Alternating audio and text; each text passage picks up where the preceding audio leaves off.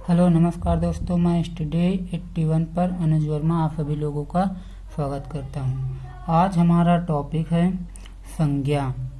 संज्ञा किसे कहते हैं या संज्ञा क्या होती है, ये आज हम सीखेंगे। संज्ञा को इंग्लिश में कहते हैं नाउन। देखो, संज्ञा किसी प्राणी, वस्तु, स्थान, गुण या भाव के नाम का बोध कराने वाले शब्द को संज्ञा कहते हैं। जैसे किसी प्राणी या वस्तु आ जाए या स्थान आ जाए या गुण आ जाए या भाव आ जाए, अगर भाव इनके नाम का जो बोध कराता है वही हम उन्हीं शब्दों को संज्ञा कहते हैं। जैसे लिखा हो राम, श्याम, गांव, शहर, तो इस तरह के जब इनके नाम आ गए हैं, स्थान का नाम हो या किसी व्यक्ति का नाम हो या किसी प्राणी का नाम हो, किसी गुण का नाम हो, भाव का नाम हो, जैसे सरलता, खुशी, दुखी, इस तरह के जो होते हैं वो हमारे किस में आते हैं? संज्ञा में आते हैं। अब देखो, संज्ञा के भेद, काइंड्स ऑफ द नाउन। संज्ञा के भेद कितने होते हैं? तो संज्ञा के इसमें बताया गया 5 भेद होते हैं, लेकिन होते हैं 2 प्रकार के। एक होता है गणनीय संज्ञा, एक होता है अगणनीय संज्ञा। गणनीय संज्ञा के अंतर्गत हम इन 3 संज्ञाओं को रखते हैं: व्यक्तिवाचक संज्ञा, जातिवाचक संज्ञा और समूहवाचक संज्ञा। और अगणनीय संज्ञा के अंतर्गत हम इन 2 चीजों को रखते हैं: भाववाचक संज्ञा, द्रव्यवाचक संज्ञा। इन दोनों को रखते हैं। देखो, अब इसमें तो दिया गया है संज्ञा के भेद निम्न प्रकार से हैं। जैसे पहला है व्यक्तिवाचक संज्ञा, इसको इंग्लिश में कहते हैं प्रॉपर नाउन। जब किसी व्यक्ति का नाम आए, डायरेक्ट उसका नाम आए, वही होता हमारा व्यक्तिवाचक संज्ञा। जैसे इसमें दिया गया है किसी विशेष व्यक्ति का बोध कराने वाले शब्द। किसी विशेष व्यक्ति का, अगर कोई व्यक्ति है तो अगर उसका बोध कराता है कि हाँ ये कौन व्यक्ति है, तो वही हमारा क्या होता है? व्यक्तिवाचक संज्ञा। इसमें जैसे मीरा, राम, गीता, ताजमहल, रामायण आदि, इस प्रकार की जो संज्ञाएं होती हैं वो हमारी व्यक्तिवाचक, क्योंकि इसमें विशेष प्रकार का बोध होता है। जिसे बोध क्या होता है? जिसे ताजमहल है तो ताजमहल क्या एक बिल्डिंग है, लेकिन उसका नाम क्या रख दिया गया है? ताजमहल। तो हमारा क्या हो जाएगा? Proper noun. जैसे मीरा, मीरा क्या है? एक लड़की है और लड़की का नाम क्या है? मीरा। तो मीरा हमारा क्या हो गया? व्यक्तिवाचक संज्ञा। फिर दूसरा आता है जातिवाचक संज्ञा, कॉमन नाउन जिसको कहते हैं। जो शब्द किसी वर्ग या जात के सभी प्राणियों, स्थानों या वस्तुओं का बोध कराएं। जो शब्द किसी वर्ग या जात के प्राणी हो या व्यक्ति हो या स्थान हो, उसकी जाति का बोध कराएं। जैसे भवन है तो भवन का अगर नाम दे दो, जैसे भवन ताजमहल, तो ताज वो है तो भवन, लेकिन उसका नाम क्या दिए? ताजमहल। तो ताजमहल हमारा व्यक्तिवाचक संज्ञा है, लेकिन वो है क्या? भवन है। तो भवन हमारा क्या है? जातिवाचक संज्ञा है। जैसे विद्यालय है तो बहुत सारे विद्यालय हैं, उसका स्पेशली कोई नाम दे दो, जैसे GIC inter college, ML memorial public school, तो उसका एक विशेष नाम हो गया। तो नाम वो हमारा व्यक्तिवाचक संज्ञा में आता है, लेकिन वो है क्या? विद्यालय। तो विद्यालय वो किस में आएगा? कास्ट में आएगा, जातिवाचक संज्ञा में। जैसे स्त्री है, पुरुष है, कुत्ता है। अगर जैसे कुत्ता है तो कुत्ता क्या है? एक जंतु की जाति है।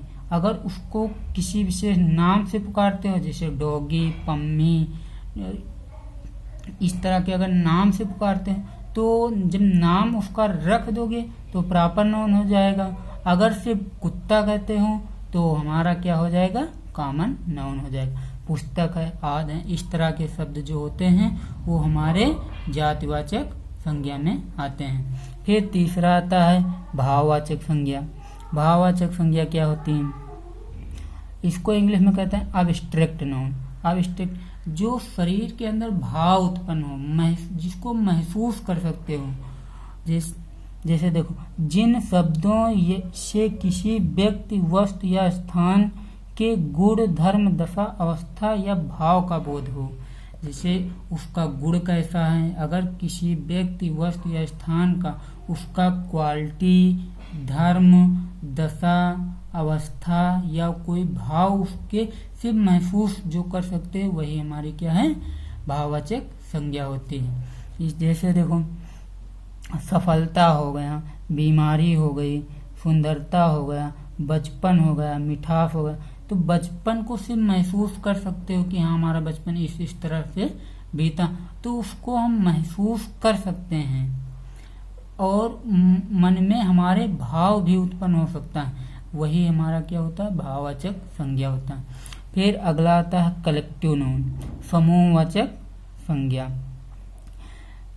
जिन संज्ञा शब्दों से समूह अथवा समुदाय का बोध होता है, जिन संज्ञा शब्दों से, जैसे जिन संज्ञा जो शब्द होते हैं उनसे हमको क्या बोध होता है, अगर वो ग्रुप में, समूह में, समुदाय में है तो हमारे क्या होते हैं, समूहवाचक संज्ञा।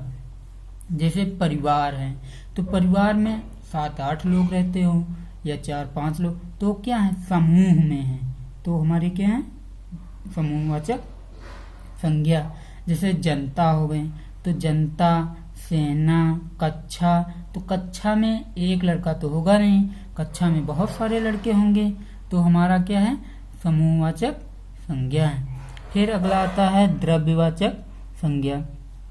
द्रव्यवाचक, इसको इंग्लिश में कहते हैं मटेरियल नाउन। जिन संज्ञा शब्दों से किसी धातु या अन्य पदार्थ का बोध होता है, जिन संज्ञा शब्दों से किसी धातु का या फिर कोई अन्य पदार्थ का बोध होता है। अगर कोई धातु आ जाए, जैसे सिल्वर, दूध, सिल्वर, आयरन, इस तरह के जो आ जाए वो होते हमारे द्रव्यवाचक संज्ञा।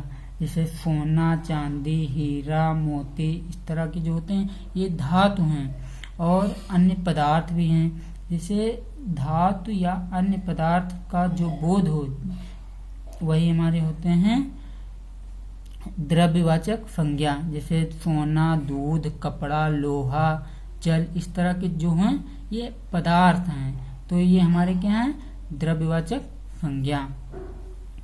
फिर देखो कंस्ट्रक्शन ऑफ एब्स्ट्रैक्ट नाउन, भाववाचक संज्ञाओं की रचना कैसे होती है। जैसे भाववाचक संज्ञाओं की 2 प्रकार से रचनाएं होती हैं। जैसे जो मूल रूप से भाववाचक होते हैं, जैसे सुख, दुख, सत्य, ज्ञान, अपमान, इस तरह के जो होते हैं वो अपने मूल रूप में जो रहते हैं, एक ये हो गया। दूसरा, जो अन्य शब्दों से बनाई जाती हैं, जैसे निकट से निकटता, मित्र से मित्रता, अपना से अपनापन, गर्म से गर्मी।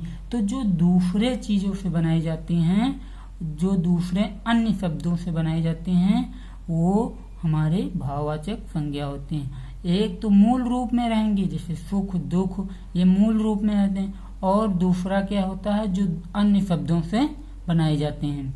अब देखो भाववाचक संज्ञाएं 5 प्रकार के शब्दों से बनाई जाती हैं। जो भाववाचक संज्ञाएं होती हैं वो 5 प्रकार के शब्दों से बनाई जाती हैं।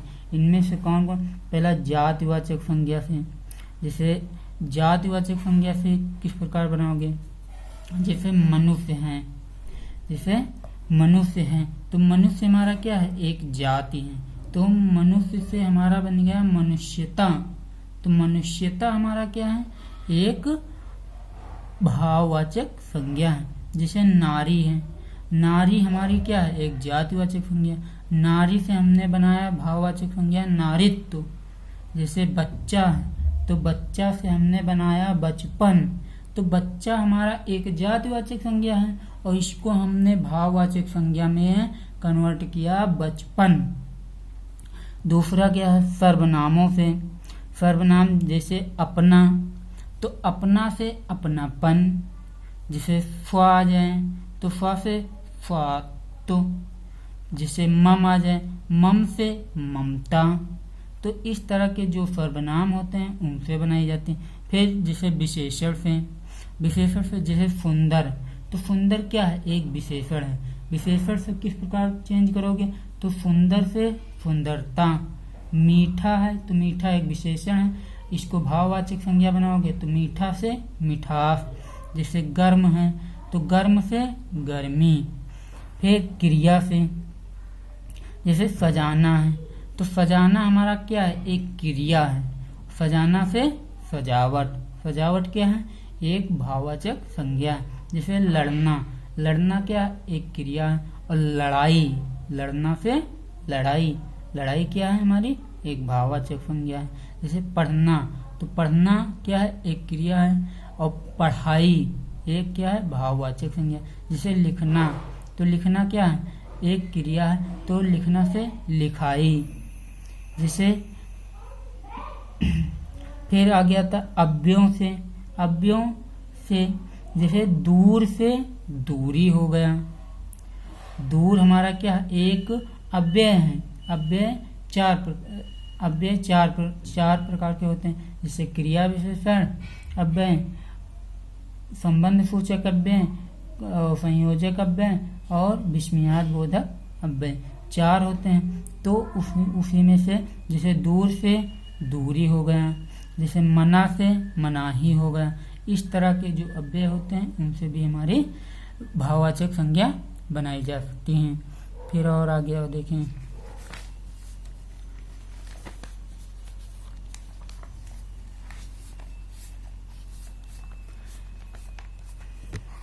फिर कुछ महत्वपूर्ण संज्ञाएं दी गए हैं, उनको किस प्रकार चेंज करना वो बताया गया है।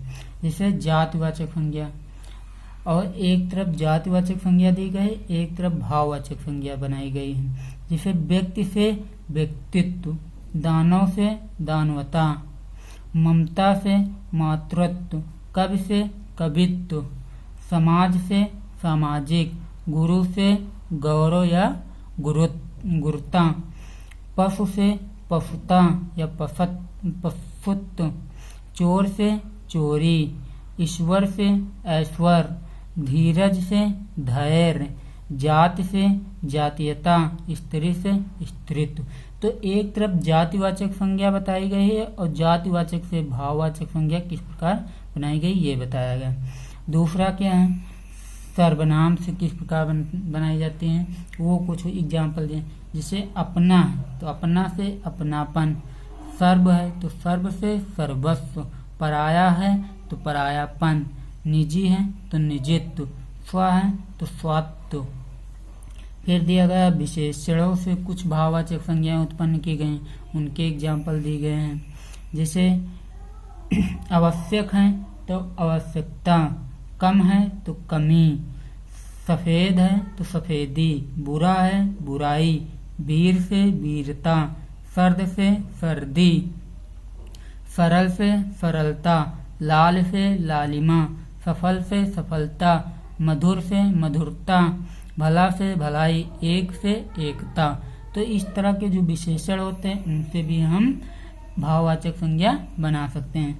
फिर चौथा दिया गया है क्रियाओं से भाववाचक संज्ञा बनाना। जैसे रोना से रुलाई, चलना से चाल, पीटना से पिटाई, सिलना से सिलाई, लड़ना से लड़ाई, धैर्ना से दहाड़, रोकना से रुकावट, सजाना से सजावट, पीना से पान, जागना से जागरण, गाना से गान, पढ़ना से पढ़ाई, कमाना से कमाई। तो इस तरह के जो क्रियाएं होते हैं उनसे भी हम भाववाचक संज्ञा बना सकते हैं। फिर और थोड़ा और बचा, फिर अव्यय शब्दों से भाववाचक संज्ञा बनाएंगे। जैसे ऊपर से ऊपरी, दूर से दूरी, मना से मनाही, निकट से निकटता, समीप से समीपता। तो इस तरह के जो अव्यय होते हैं उनसे भी हम भाववाचक संज्ञा बना सकते हैं। अगर आप लोगों को वीडियो हमारा अच्छा लगा हो तो प्लीज़ कमेंट करें, शेयर करें, लाइक करें और सब्सक्राइब जरूर से कर लें और बेल आइकन का बटन दबा दें ताकि जो भी मैं वीडियो छोड़ूं वो आप तक आसानी से पहुंच सके। Thank you.